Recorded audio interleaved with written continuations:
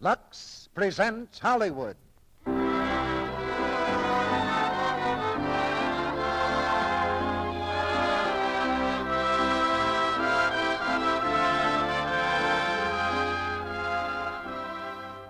Lux Radio Theater brings you Claudette, Colbert, and Don Ameche in The Shop Around the Corner. Ladies and gentlemen, your producer, Mr. Cecil B. DeMille.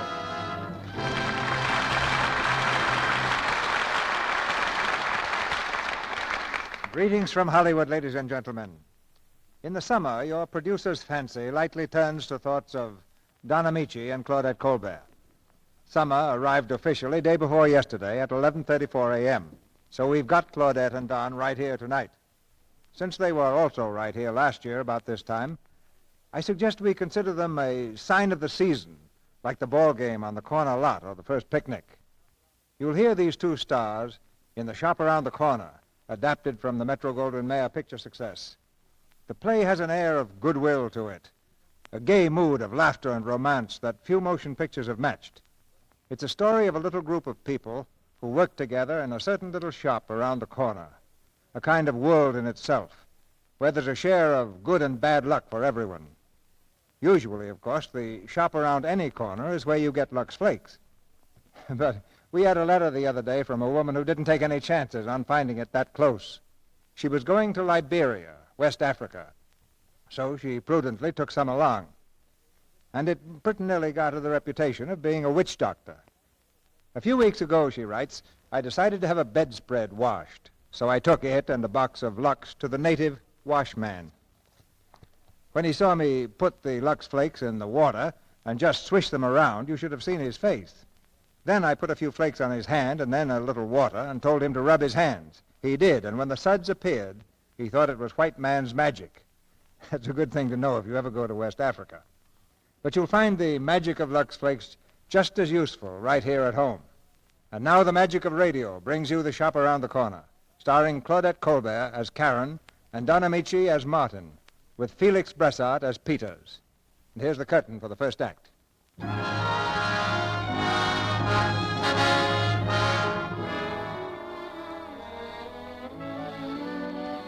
The firm of Matuschek and Company, Novelties and Leather Goods, has been doing business in the same location for 35 years. It's not a large store, nor is it small. Its merchandise is not cheap, nor is it expensive.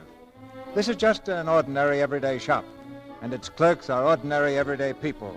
At 8:55 each morning, they stand behind the counters, dusting the goods and gossiping. At 9 sharp, they snap quickly to attention as Mr. Matuschek enters the front door and in a ringing voice delivers his first order of the day. Joey! Yes, Mr. Matuschek. Joey, run across the street and get me some bicarbonated soda. Yes, Mr. Matuschek. Good morning, Lily. Good morning, Mr. Matuschek. Good morning, Miss Baker. Good morning, Mr. Matuschek. Good morning, Mr. Peters. Good morning, Mr. Matuschek. Good morning, Mr. Harvey. Oh, good morning, Mr. Matuschek. Good morning, Mr. Martin. Morning, sir. Mr. Martin, I'd like to see you in a few minutes on a very important matter. Yes, sir, anytime you say.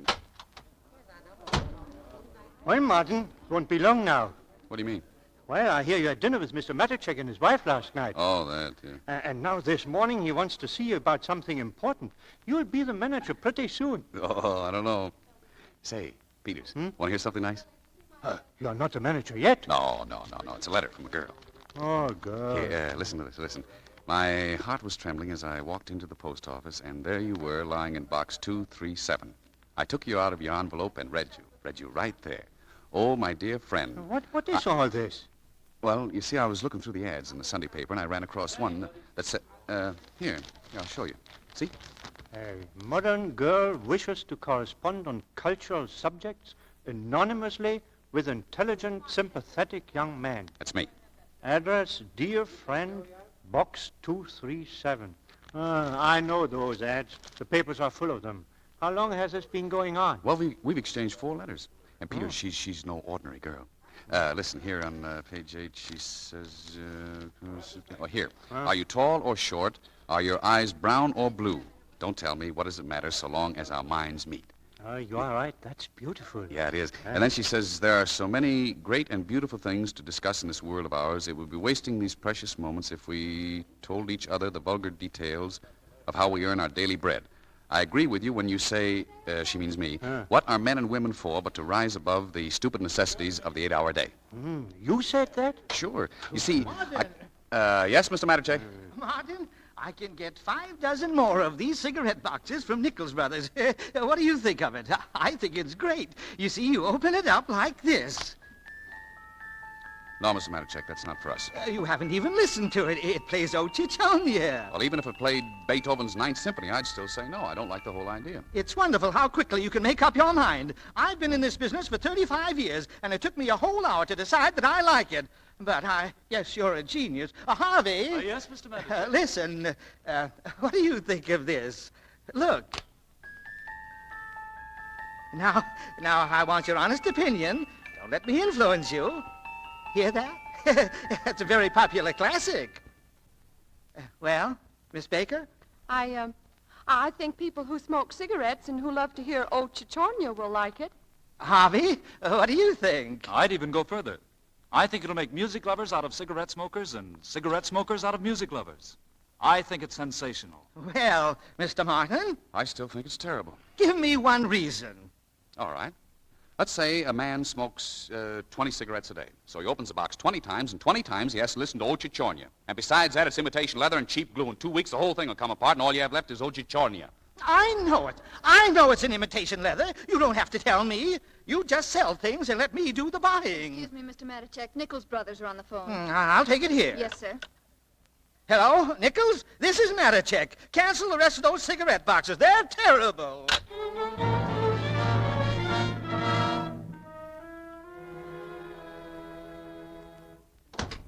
Well, good morning, madam. Good morning. Anything I can do for you? We're having a sale on purses today.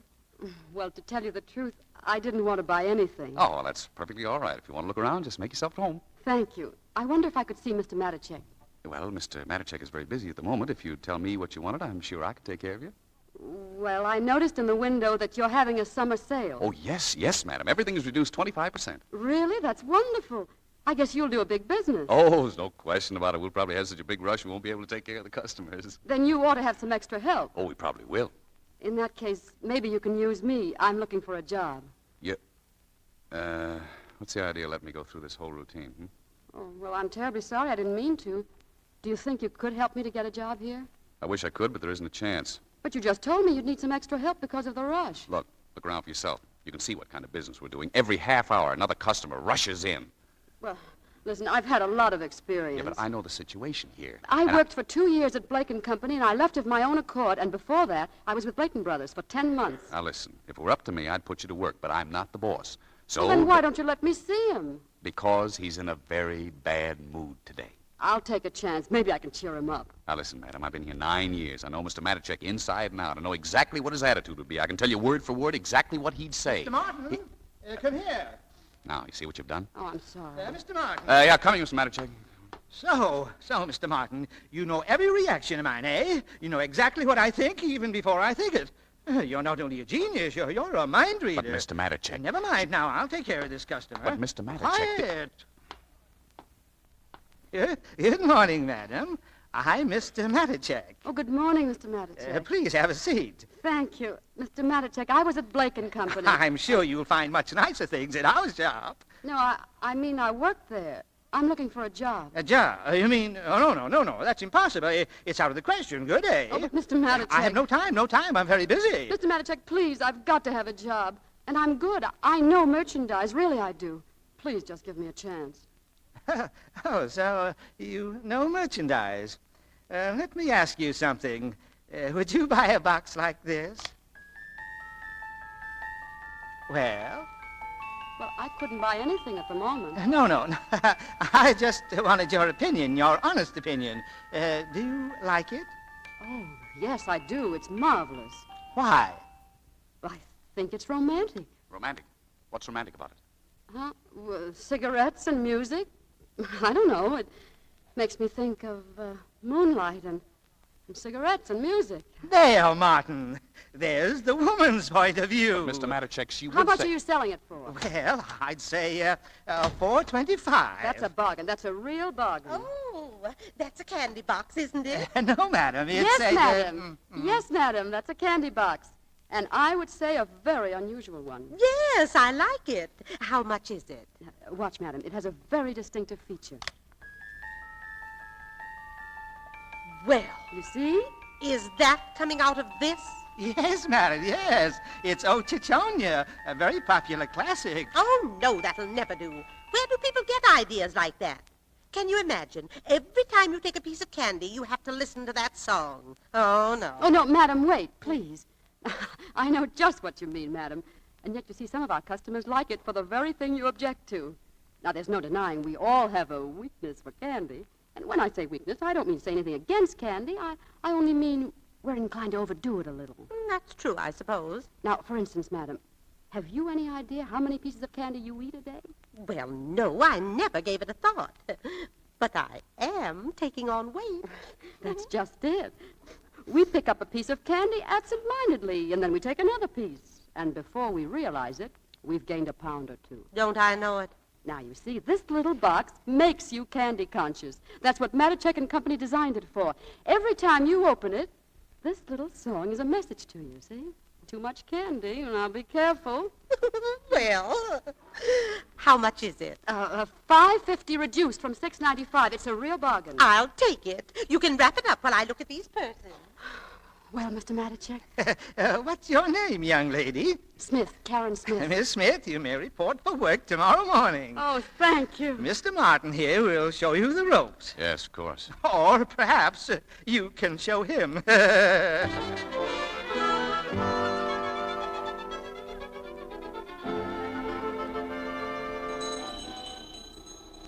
the needy, Christmas dinners for the needy. Yeah, late this morning, Martin. No, it's only 10 out. Morning, Martin.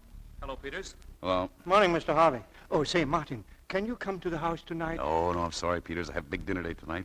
Oh, with the boss again? No, he doesn't invite me anymore. Say, how do you figure him out? I give up. It's certainly difficult to get along with him these days. He hardly talks to me anymore. You know what I think? I think he's having trouble with his wife. Who is? Matuschek? I wasn't talking to you, Harvey. You said Matuschek was having trouble with his wife? I didn't say that at all. I only Never said... mind, Peters. Go on, Harvey. You got work to do, haven't you? Sure. We all have.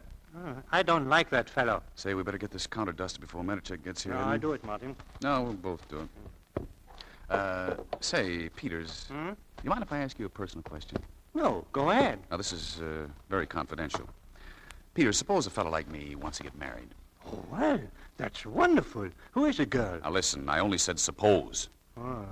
Now, look, how much does it cost you to live? Just you and Mrs. Peters, leaving out the children. Oh, why fool yourself? Well, let's say temporarily. How much does it cost? Oh, it can be done, and very nicely. Naturally, you can't be extravagant. No. Well, suppose a fellow took a 3-room apartment, kitchen, living room, and bedroom. Where do you eat? In the kitchen. You get a nice big kitchen. Well, then where do you entertain? Entertain? What are you, an ambassador? Listen, if someone is really your friend, he comes after dinner. Good morning. Well, good morning, Miss Smith. Morning. Morning. Oh, Miss Smith. Yes, Mr. Martin? I noticed you wore a yellow blouse with light green dots yesterday. As usual, you're mistaken, Mr. Martin. It was a green blouse with light yellow dots, and everybody else thought it was very becoming. Now, listen. And I don't remember that I ever remarked about your neckties. And believe me, Mr. Martin, if you think I couldn't say anything about them, just ask Mr. Harvey. So please leave my blouse alone. It's none of your business. I'm sorry, but Mr. Matuschek seems to think it is my business. Oh, yes, that's right. I'm working under you. Well, from now on, Mr. Martin, I'll telephone you every morning and describe just what I'm going to wear. And before I select my next season's wardrobe, my dressmaker will submit samples to you. Oh, imagine you dictating what I should wear. Now, you get this straight. I don't care what you wear. If you want to look like a pony in a circus, all right. But I have troubles of my own without your blouse coming between Mr. Matuschek and me. Look, I sold as much goods yesterday as anybody in the place. $95 isn't bad for a rainy Friday 3 weeks before Christmas. Did you tell that to Mr. Matuschek? I did. And what did he say? He said tell her not to come in that blouse anymore. Tell him I won't. I will. What was I just saying, Peters? About your girl. Who is she, Martin? Oh, yeah. Remember that girl I was corresponding with? Oh, yes, about the cultural subjects. Well, after a while we came to the subject of love. Naturally, on a very cultural level. What else can you do in a letter? You know, Peter, she's the most marvelous girl in the world. Is she pretty? She has such ideals, Peter. She's so far above the girls you meet today. There's simply no comparison. I see. She's not pretty. Well, what's the difference?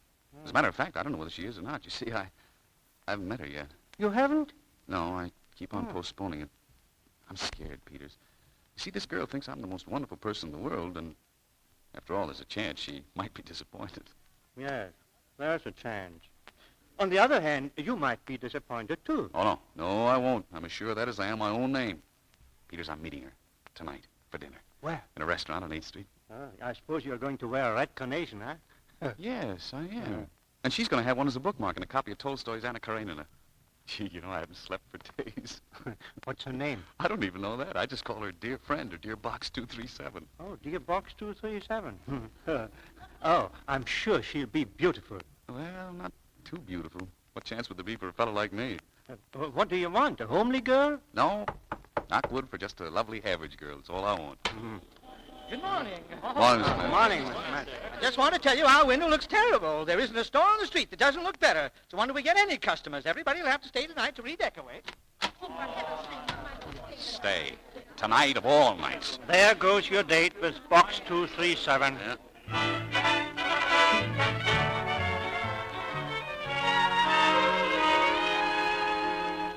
Hand me those belts, Joey, will you? Belong up here on the shelf. Okay. Say, Mr. Martin, do you think I have to work tonight, too? After all, I'm a child. No, you don't have to stay tonight. No kidding? I'll straighten it out with Mr. Matuschek. Oh, gee, thanks. May I help you, Mr. Martin? No, thank you, Miss Smith. There's no trouble at all. I'd like to. Yesterday, I put all the imported bags on the shelf over there. Mm-hmm. Is that the way you wanted it, Mr. Martin? Yeah. Oh, I'm so glad you like it. If there's anything wrong, I'd appreciate it if you'd tell me. Since when are you so interested in my idea of what's right or wrong? Well, I like to please you, Mr. Martin. Now, after all, I'm working under you. You know, you don't have to keep harping on that. Oh, no, I don't mean it that way at all. Regardless of what I think of you personally, I believe that anybody who works with you and doesn't get a great deal out of it is just dumb. Just what do you mean, what you think of me personally? Well, since you asked, I'd say no matter what can be said against you, I think you're a gentleman. Well, I try to be. Mr. Martin, you don't realize what that means to a working girl. Oh, what a girl has to go through in some shops. Well, for instance, when I worked at Booten Brothers and Sons, well, the sons were all right, but the brothers, oh. And that's why I like it here. You see, when you say, Miss Smith, let's go in the stock room and put some belts on the shelf, you really want to put some belts on the shelf. And that's my idea of a gentleman.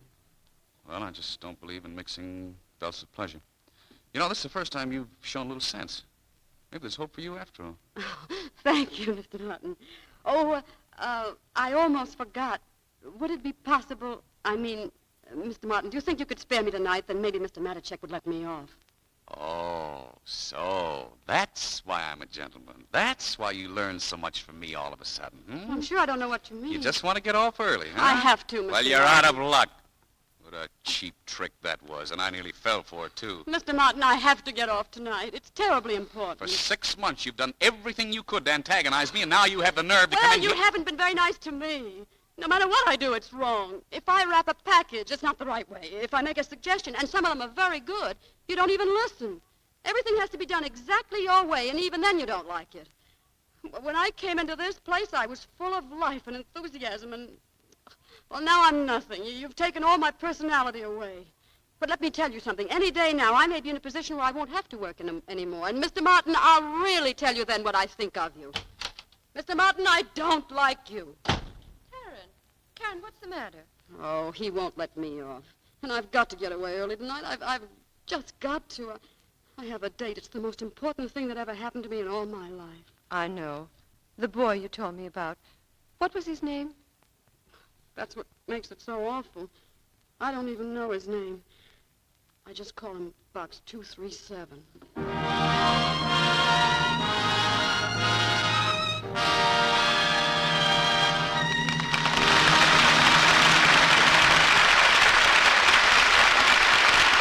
In a moment, you'll hear Act 2 of The Shop Around the Corner, starring Ameche, Claudette Colbert, and Felix Bressart.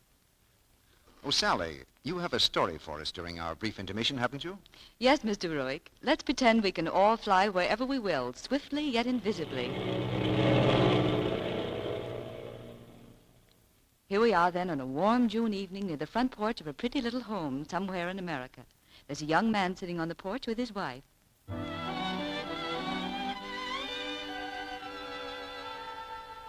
Gosh, you look swell tonight, Joni. And me, an old married woman. This dress, isn't it the one you wore that evening when... What evening, silly? Well, it was a pink dress anyway, like this one, and when I saw you in it, it took my breath away. And when you got it back? Why, then I begged for the job of buying your dresses all my life.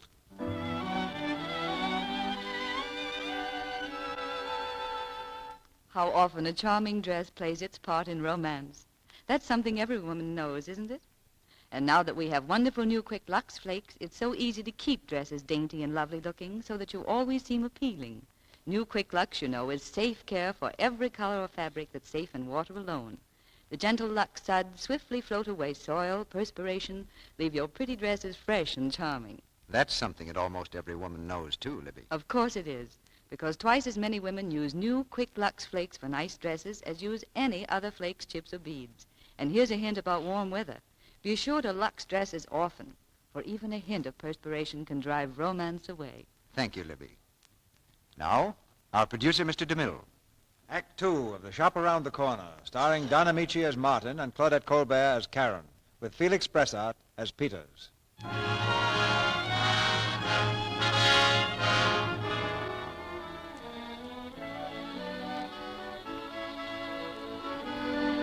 It's later the same day. Mr. Matuschek's temperature has risen with each passing hour, for 6 of his employees have asked for the evening off. Now Martin is the unlucky 7th, and Mr. Matuschek hits the boiling point. Do you mean that you want the evening off too, Martin? Well, yes, Mr. Matuschek. What is this? Does everybody want to leave? Once a year I asked you to stay here. Well, I'm sorry, Mr. Matuschek. If I'd only known yesterday, I could have... see. You want a special invitation. Next time I'll send you an engraved announcement.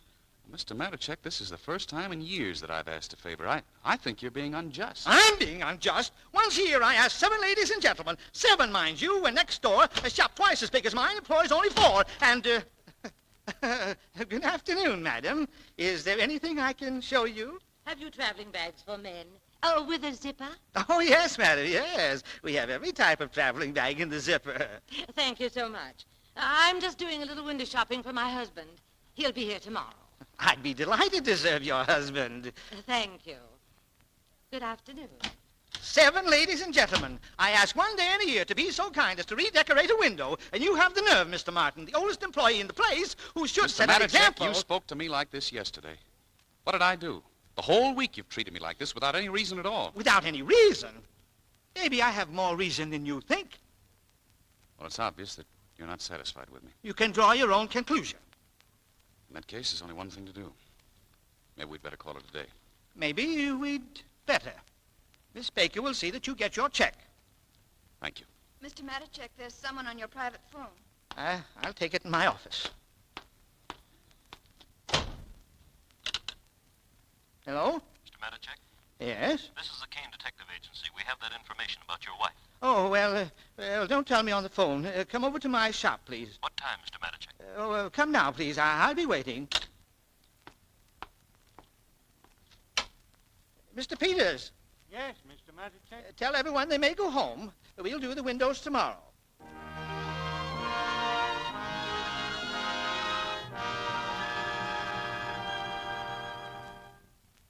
Sit down, please. Thank you.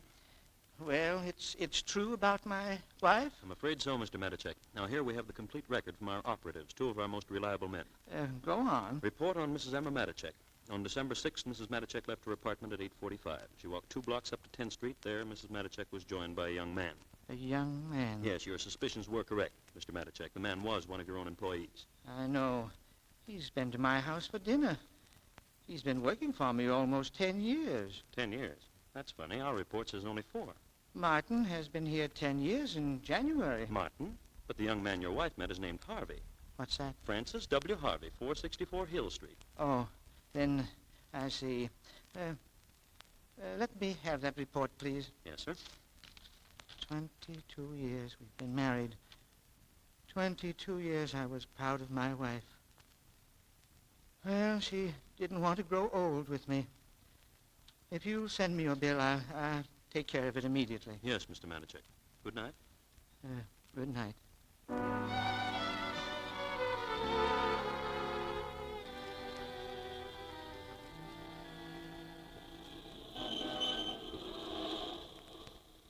Is this a restaurant where you were going to meet her? Yeah.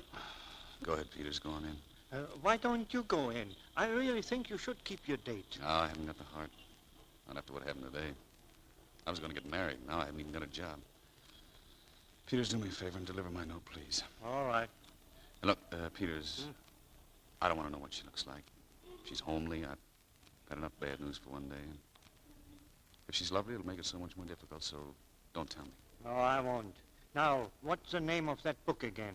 Anna Karenina, and a red carnation is a bookmark. Wait. Maybe I'd better look in the window first. You stand over that way, out of sight. Well, you see her? No, not yet. Oh, say, there's a beautiful girl.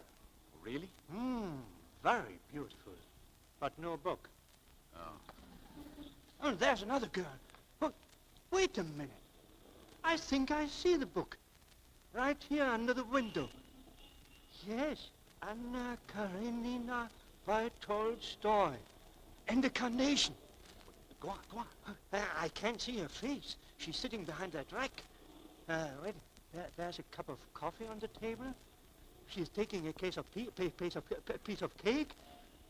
Martin, she's dunking. Well, why shouldn't she? All right. She's leaning forward now. Martin, she... Oh. Can you see her? Yes, I see her. Is she pretty? Very pretty. Oh, she is. Yes. Yeah. I'd say she looks...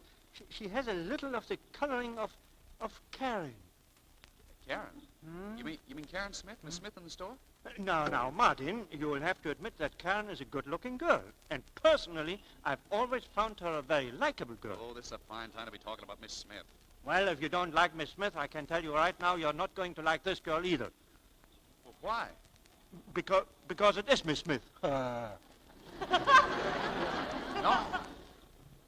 It can't be. No, Peters. Well, look for yourself. Miss Smith? What? This is horrible. Give me that note. What are you going to do? Let that poor girl wait in there? Well, why shouldn't Miss Smith wait? For 6 months she's fought with me every day. But still, she wrote those letters. Oh, well, that's my misfortune. Well, I'm going back to the shop. I've got some things to do. Goodbye, Mark. Yeah, goodbye, Peters.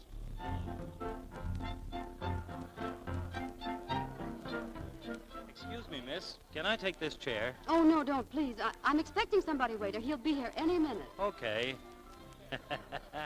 Red carnation, huh? Yes. A few nights ago, we had a case with roses. Turned out very nice. Very nice. But once, about 3 months ago, we had a sad case with gardenias. She waited all night and nobody came. Oh, really?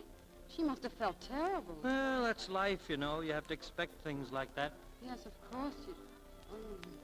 Waiter, isn't your clock a little fast? My watch says only 8:27. Oh, listen, you got nothing to worry about. A pretty girl like you, if he doesn't come, I'll put on a carnation myself. Hello, Miss Smith. Huh? Oh, good evening, Mr. Martin. What a coincidence. I had an appointment here. You, haven't seen Mr. Peters by any chance, have you? No, I haven't. Well, guess I'll wait. Do you mind if I sit down? Oh, yes, I do mind. Well, what's the matter? Oh, please, Mr. Martin, will you go to some other table? I have an appointment, too. Oh, really? Well, who are you meeting? Now, please don't be sarcastic. I realize you've had a bad day, Mr. Martin, and you probably feel very bitter. Bitter? About leaving Matuschek and Company? Listen, I could have another job like that. Oh, well, in that case, there's no use wasting sympathy on you. Good night, Mr. Martin. Listen, you don't have to feel sorry for me. Mr. Martin, I said good night, please. Well, what are you so nervous about? I'm not nervous. Do I look nervous? I should say you do. Well, I'm not. You, just knocked over the water. Well, it's just an accident. Here, I'll mop it up for you. Mr. Martin, It's will no you please... trouble at all. There, it's better. Oh, I see you're reading Tolstoy's Anna Karenina, huh? Yes. Anything against it? Oh, no. I never expected to meet you in a cafe with Tolstoy. I didn't know you went in for high literature. There are a lot of things you don't know about me, Mr. Martin. Yes? Well, there are a lot of things you don't know about me, Miss Smith. You know, people seldom go to the trouble of scratching the surface of things to find out the inward truth. Mr. Martin, I wouldn't care to scratch your surface. Because I know exactly what I'd find. A handbag instead of a heart, a suitcase instead of a soul, and instead of an intellect, a cigarette lighter that doesn't work. Oh, that's very well put. Comparing my intellect with a cigarette lighter that doesn't work is such an interesting mixture of poetry and meanness. Meanness? Oh, now, don't misunderstand me, Miss Smith. I was just on the verge of paying you a compliment. Oh, please, Mr. Martin, I told you I was expecting somebody. Well, that's all right. As soon as he comes, I'll leave. Look, Mr. Martin, I'd better warn you. This person is jealous. Oh. Very jealous, yes. And if you insist on staying here, I will not be responsible for anything that may happen. I hope you understand what I mean. Sure. Listen, just in case your party doesn't show up, would well, if he should stand you up or something... Oh, don't worry about that. This party will show up. Well, so he came, huh? Will you have a menu, sir? Oh, no. I told her not to worry. Pretty girl like her. Waiter, this is not the gentleman I was expecting. Oh. No? No. And I don't want him sitting here at all. Will you please ask him to take some other table? What's the idea, mister? All right.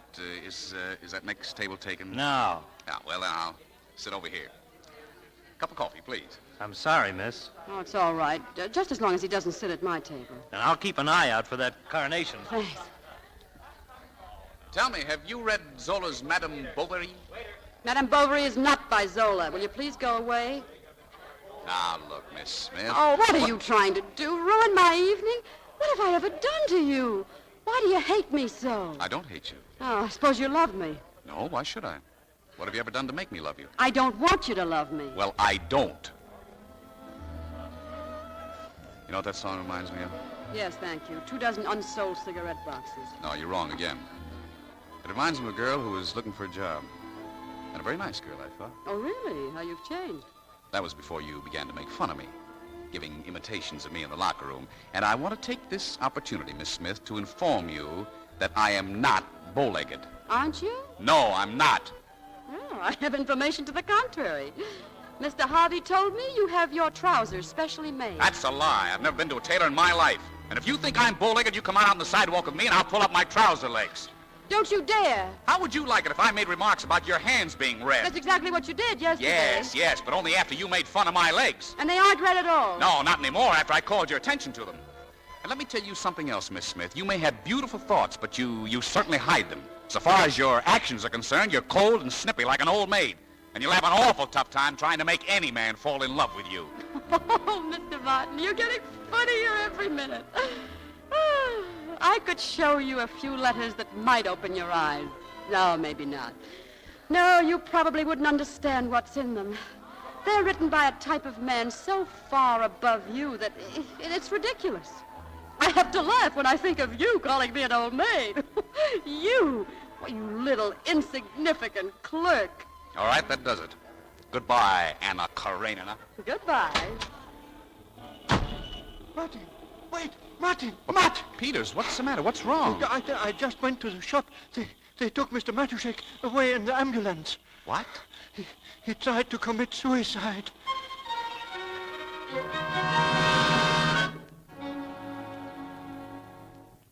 Mr. Matuschek, are you all right? I think I will be. Sit down, Martin. And I want to thank you for coming. Oh, no, as soon as I heard, Martin, do you remember when you were at my house for dinner the last time? I told you if things go well, I might take it easier. And maybe by Christmas, make you manager of the shop. Well, now I have to take it easier.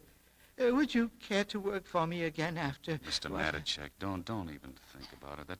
That's all over. Is it possible that I ever distrusted you, Martin? I hated you. I couldn't stand your presence anymore. That's how far jealousy can drive a man. Jealousy?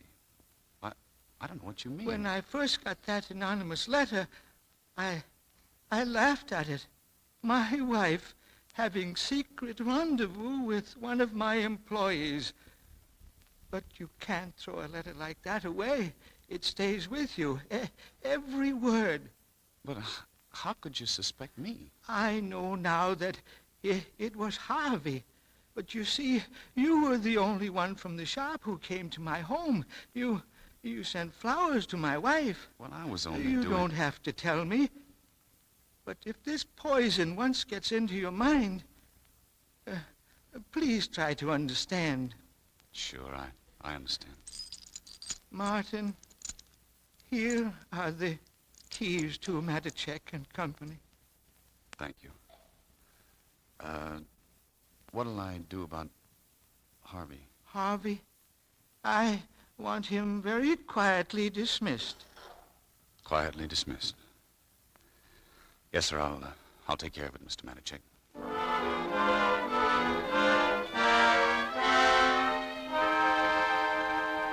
What do you mean I'm fired? You hear me? Get out! Don't push! Don't push! Go on, beat it! What right have you got to fire me anyway? Does Mr. Matuschek know about this? Mr. Matuschek has nothing to do with it. I'm the manager and you don't work here anymore. Oh, so you're the manager. How do I know you're the manager? Prove it. Show it to me in black and white. Oh, you want it in black and white, do you? Well, you're gonna get it in black and blue. Oh, yeah? Well, how do you like this?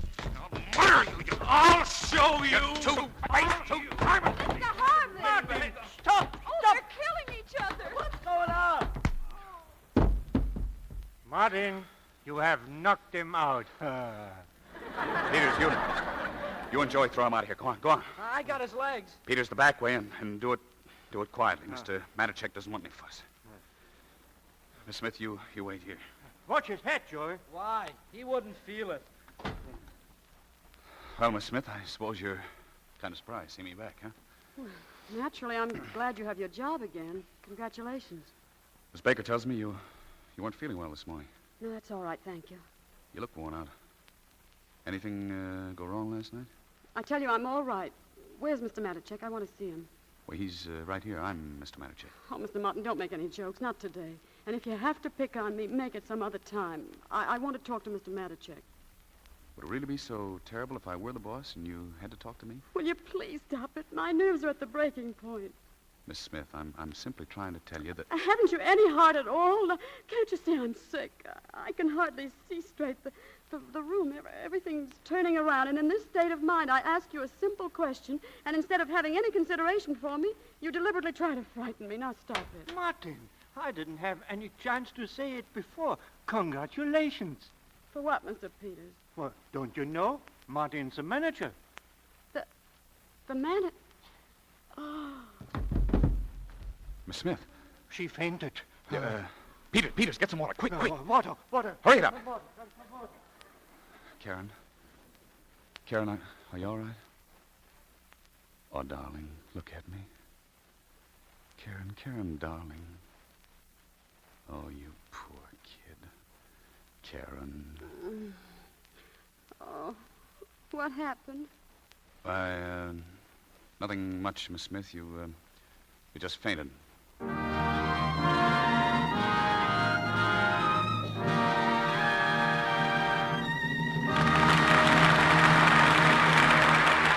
We pause now for station identification. This is the Columbia Broadcasting System.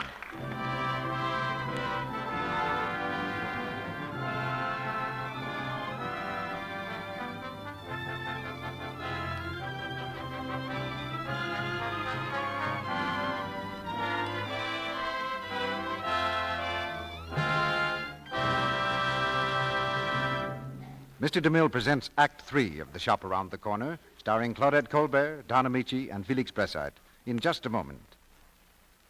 Now, I want to send a birthday message. Next Saturday, June 28th, is the big day, and I want to wish a very happy first birthday to Catherine, Clarence, and Richard George of Atlantic City, New Jersey. My goodness, Mr. Ruick, 3 birthdays all on the same day? You don't mean... I certainly do, Sally. They're triplets. Oh. 3 of the cutest, brightest babies you ever saw. But my, they were tiny when they were born. Why, one of them weighed only 2.5 pounds. Here's what their mother, Mrs. C.B. George, Jr., says about them. Will you read it, Sally? Mm-hmm. The triplets were such little mites they needed extra special care. For months they were wrapped in cotton wool. Their skins are so tender that I'm very careful about the way I wash their clothes, too. I use Lux Flakes for every single thing that touches them. Lux is so safe and gentle, I know it has nothing in it to irritate a baby's sensitive skin. That's something every mother can count on. Wonderful Lux purity. Mrs. George goes on to say, new Quick Lux Flakes are so fast I get suds in a jiffy, and a little goes so far. It's thrifty, too.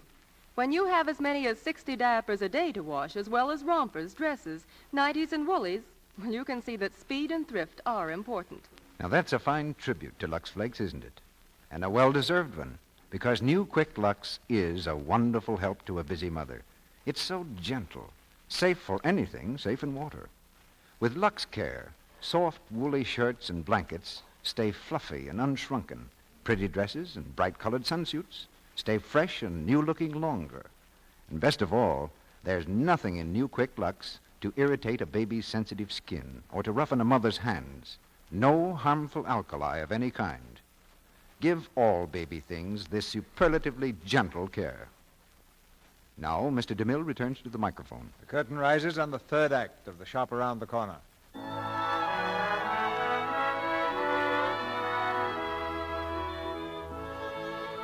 Karen Smith has had no further letters from her unknown admirer, Box 237. This misfortune, combined with Martin's appointment as manager, has proved too much for her. So she's taken to her bed with a bad case of nerves. Now she has a visitor, none other than Mr. Martin, alias Box 237. Good evening, Miss Smith. Good evening. I hope you'll forgive the intrusion. How are you? I'm all right. You know, Christmas is coming soon, and we'll all miss a good worker like you, so you better get well. You see, I feel sort of responsible for this whole thing. You? Oh, no, it wasn't your fault at all. No, there's a much bigger reason, unfortunately. Miss Smith, don't you think you ought to call a doctor? No, I don't need a doctor. My trouble is purely psychological. But it's my personal problem, and I'll come out of it. Well, I'm sorry. It's really a shame you have to go through all this. But as long as it's only psychological... Only psychological? Mr. Martin? Oh, really? It's true we're in the same room, but we are not in the same planet. Miss Smith, I must admire your way of expressing yourself. You certainly know how to put a man in his planet.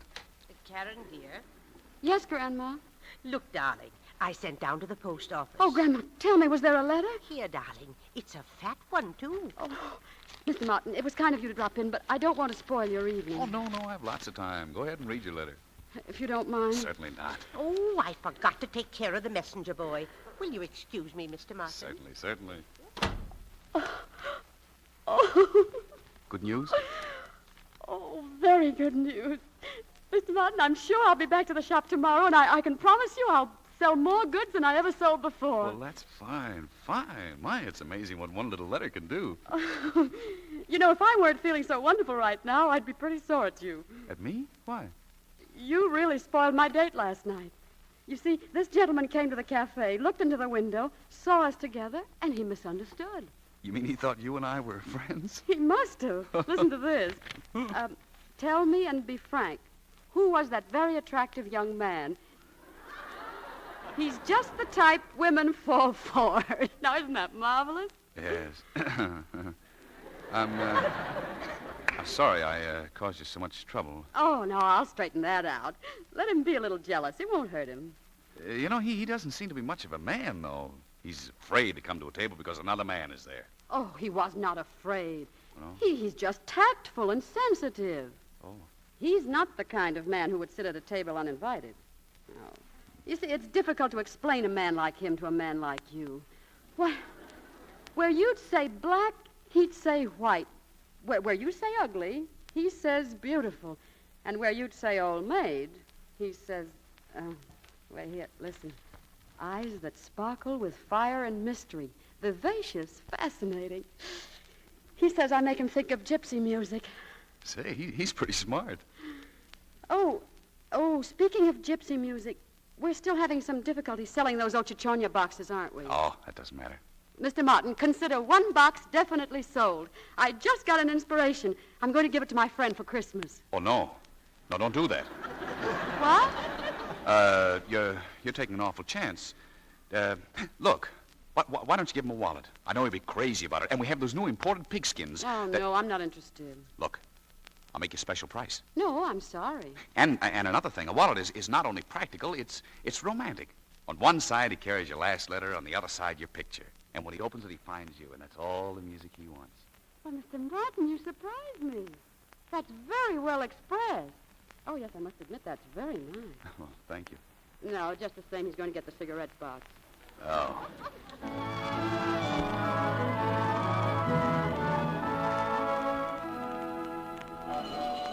Help the needy. Christmas dinners for the needy. Every bit help. Merry Christmas, Mr. Matuschek. Well, Merry Christmas to you, officer. I haven't seen you for quite a while, Mr. Matuschek. Yes, I'm supposed to be pretty sick, but it's Christmas Eve, and I just couldn't stand it any longer. I'm going in and help. Well, take it easy, Mr. Matuschek. Merry Christmas. Merry Christmas. Look, Mabel, do you think Howie would like that briefcase?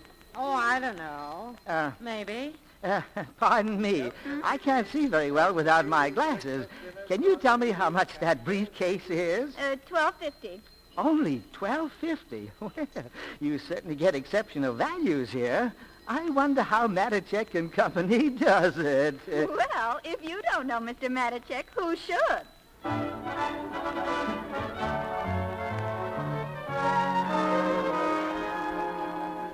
Ladies and gentlemen, my good friends, we have just had our biggest day since 1929. You should be very proud. And I want to thank you from the bottom of my heart. When I was in the hospital, I read your little note over and over. I'm glad to know you missed me and hoped I would come back home again. You're right. This is my home. And only too seldom one realizes that the people he works with are his real friends. Well, there's no Christmas without a bonus, am I right? Miss Baker will pass out your checks, and then I want you all to go home and have a very, very Merry Christmas.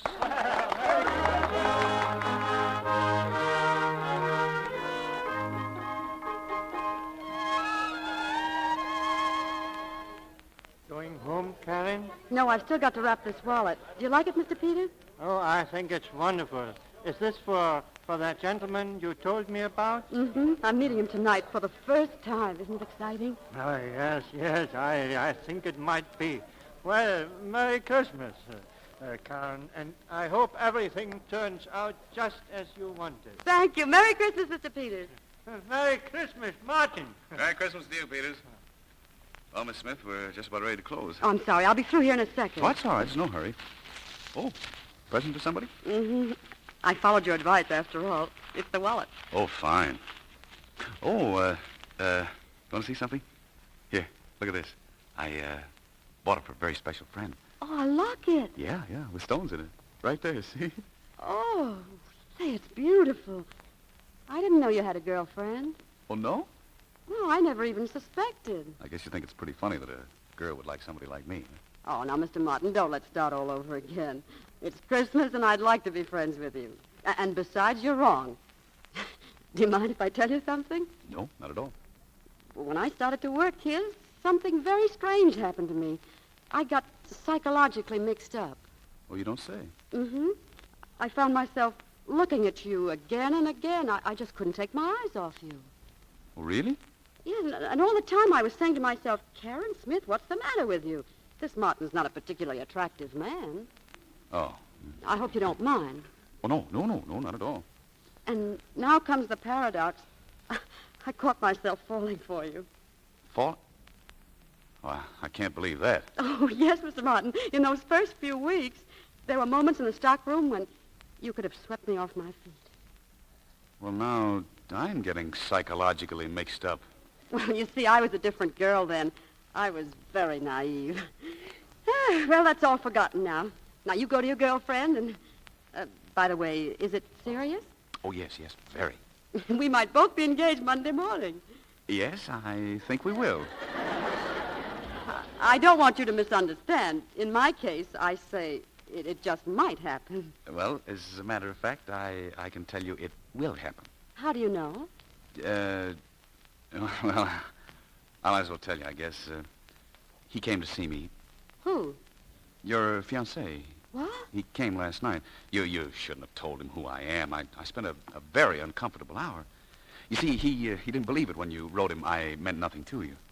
I don't understand, but coming to see you, it doesn't sound like him at all. Oh, well, don't worry about it. I straightened everything out. In a little while, you'll be Mrs. Popkin. Mrs. Popkin? Yes, that's his name, isn't it? That's what he told me. Huh? Oh, yes. Yes, Popkin, that's right. Popkin. Yes. Oh, he's a nice fellow. I congratulate you. Oh, thank you. I think he's a very attractive man, don't you? Yes, for his type, I would say yes. Would you really classify him as a definite type? Oh, yeah. Oh, absolutely. And don't you try to change him. Don't you dare put him on a diet. Oh. Would you call him fat? No, I wouldn't. But, well, that's a matter of opinion. Personally, I think that little stomach of his gives him a nice, homey quality. And that's what you want in a husband, isn't it? Oh, yes, that's what I want. Yes. Yeah, I thought so. And you're right, too. If I were a girl and I had to choose between a young good-for-nothing with lots of hair and a fine, solid, mature citizen, I think I'd pick Matthias Popkin every time. But don't you think he has a fine mind? Oh, didn't he impress you as being very witty? Well, he struck me as somewhat depressed. But it's unfair to judge a man when he's out of a job. Out of a job? Well, he never told me. He never took... Well, that shows how sensitive he is. But you have nothing to worry about. At least he feels you both can live very nicely on your salary. Did you tell him how much I make? Well, he's your fiancé, and he asked me. Oh. And let me tell you something else. Mentioning that bonus didn't do you any harm either. Oh, I can't believe it. I never dreamed he was materialistic. Why, if you read his letters, such ideals, such a lofty point of view, Oh, this is horrible. Oh, I'm sorry you feel this way. I hate to think I spoiled your Christmas. I built up such an illusion about him. I thought he was perfect. And I had to be the one to destroy it. Oh, that's all right. I really ought to thank you. Karen, if I'd known in the beginning how you really felt about me, things would have been different. We wouldn't have been fighting all the time. If we did, it wouldn't have been over handbags and suitcases, but something like, well, should your grandmother come and live with us or not? It's very sweet of you to try to cheer me up like this, but I think we'd better say good night. You have an engagement, and so have I, and we shouldn't be late. Good night. No, wait a minute, wait. You know what I wish would happen? When your bell rings at 8:30 tonight and you open the door, and instead of Popkin, I come in. Oh, please, you're only making it more difficult. And I'd say to you, Karen, darling. Oh, please don't. Dearest sweetheart, Karen, I can't stand it any longer. Please get your key. Open box 237. Take me out of my envelope and please kiss me. No, Mr. Martin, stop. You mustn't. What? What did you say? Oh! Dear friend, dear box 237. Oh, you a dear friend. Yes. Are you disappointed? Oh, no. Well, psychologically, I'm very confused, but personally, I don't feel bad at all. You wrote all those wonderful letters? Uh-huh. You like me? Oh, Karen, I love you. Oh, that night, the time you came to the restaurant, I was terribly rude to you, wasn't I? Oh, it was nothing at all. Yes, I was. Don't you remember why I called you bow-legged? Yeah. If I wanted to prove that I wasn't, I was going to go out in the street and pull up my trouser legs. Well, would you mind very much if I asked you to pull them up now? Well, certainly not.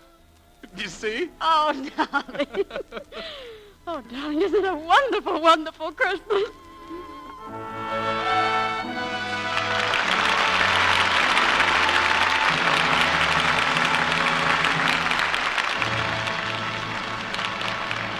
Mr. Mr. DeMille will tell us about next week's play in just a moment, and Don Ameche and Claudette Colbert will return to the microphone for their curtain calls.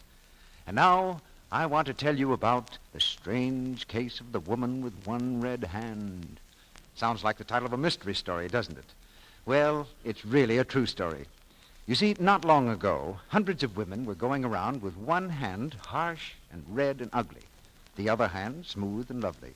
The clue to this strange state of affairs was in a famous laboratory. Here is what happened. 2 dishpans were placed in front of each woman. In one of the dishpans were Lux suds, in the other, suds from a different soap. The women dipped one hand in each of the dishpans and kept on doing this for 20 minutes 3 times a day. The conditions were similar to home dishwashing. 5 popular soaps in all were tested.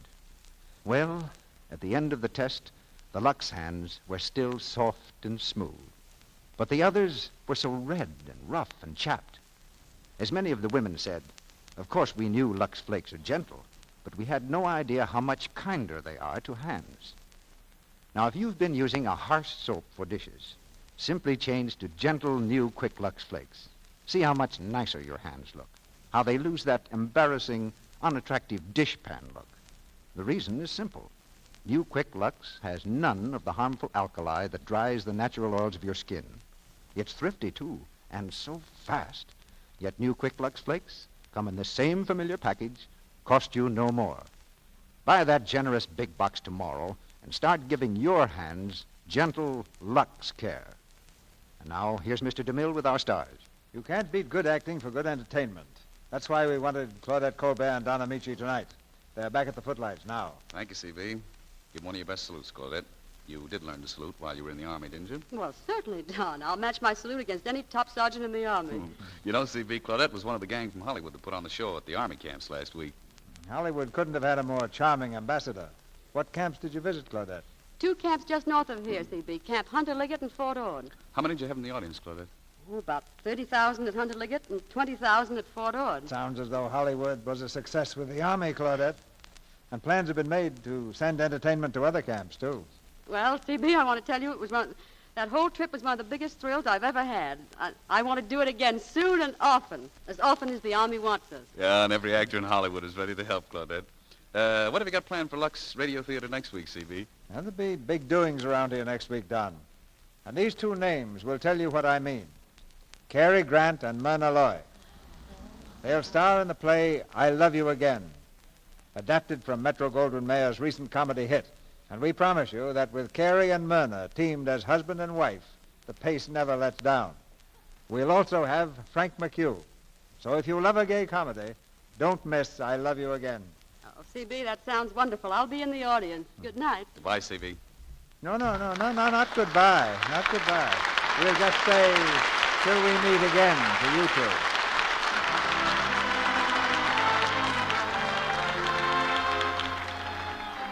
Our sponsors, the makers of Lux Flakes, join me in inviting you to be with us again next Monday night when the Lux Radio Theater presents Myrna Loy and Cary Grant in I Love You Again with Frank McHugh. This is Cecil B. DeMille saying good night to you from Hollywood.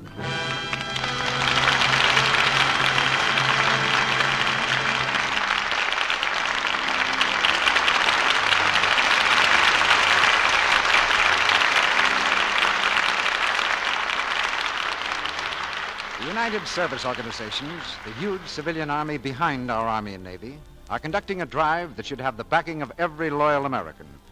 There is a USO headquarters in your community. They'll be glad to tell you how you can help in this great work. Claudette Colbert will soon be seen in the Paramount picture, Skylark. Don Ameche has just finished making the Paramount picture, Kiss the Boys Goodbye. Felix Bressart will soon be seen in the Metro-Goldwyn-Mayer picture, Blossoms in the Dust. The part of Matuschek was played tonight by Leo Cleary. Also included in tonight's play were Fred Mackay as Harvey, Ann Tobin as Lily, B. Benaderet as Miss Baker, Charles Peck as Joey, Verna Felton as Shopper, and Lou Merrill, Arthur Q. Bryan, Ferdinand Munier, Jesse Arnold, and Bruce Payne. Our music is directed by Louis Silvers, and your announcer has been Melville Roick.